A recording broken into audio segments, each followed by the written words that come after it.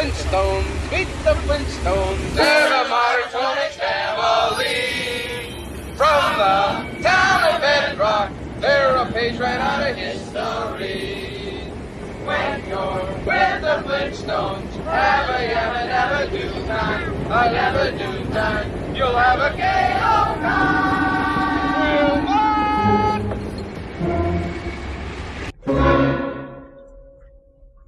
This fall, a piece of film history comes back to life in a small town with a big story.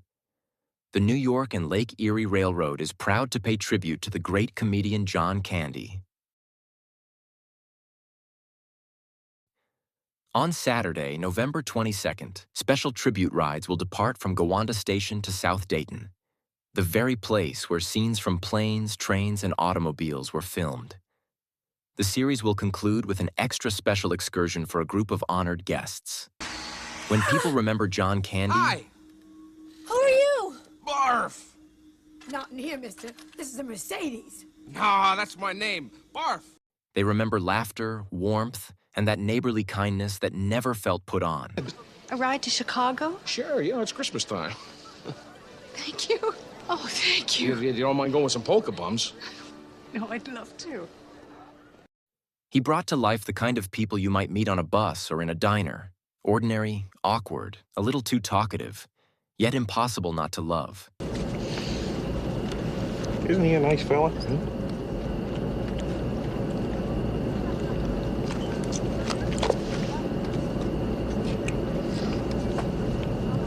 I guess you're not going to want your brownie now. No. Mind?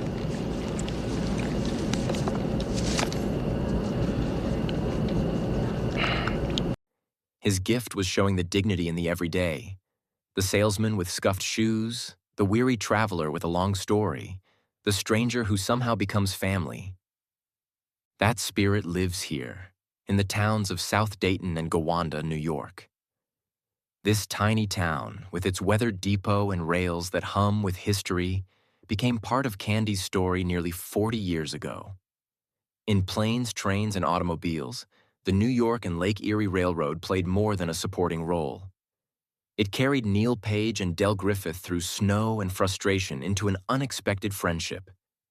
That story would not be possible without Steve Martin to play the sophisticated straight man, and director John Hughes to showcase their comedic chemistry. Nor would it have captured the hearts of American filmgoers without Robert Burt Dingman, owner and operator of the New York and Lake Erie Railroad, or local Western New Yorkers who served as extras. The brilliant John Hughes told his scouts to find a line that felt like memory itself. A small town on rails that could pass for anywhere in the Midwest, where the wind carries stories along the tracks. South Dayton was more than a backdrop. It was a living metaphor for the journey, for the changing landscape of America, and for the fragile ties between people. There's an aura here. Around the train, the depot, the towns of Gowanda and South Dayton, and especially the people who stepped in as extras. For John Hughes, shooting and editing was a part of the discovery process. This area and these people created an atmosphere that called to filmmakers, not once, but twice. That's why South Dayton and Gowanda became a backdrop for Hollywood. First in The Natural with Robert Redford, and later in John Hughes's Planes, Trains, and Automobiles. For directors searching for authenticity, these towns offered more than a location. It offered a mood, a resonance, a place where memory seemed to cling to the rails and drift with the wind. A place where laughter, hardship, and humanity could all be captured in a few precise shots. The most poignant scene in Planes, Trains, and Automobiles is where Neil parts with Del only to realize the truth. Del is homeless. John Candy and Steve Martin selling the film's resolution with an indelible performance, putting a lump in our throats as the movie closes.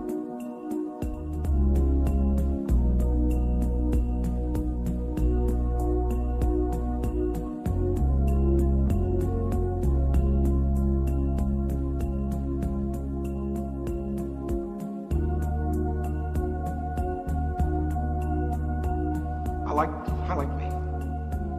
My wife likes me.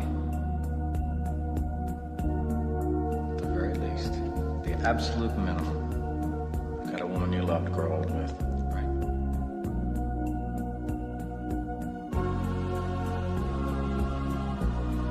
I've been spending too much time away from home.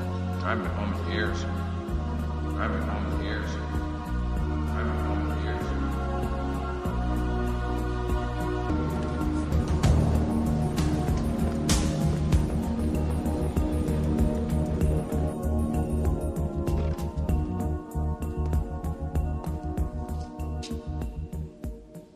Del, what are you doing here?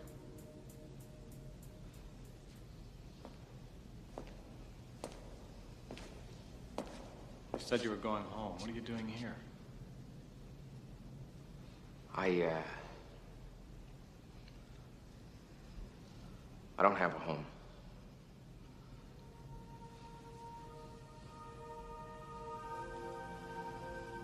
Marie's been dead for 8 years.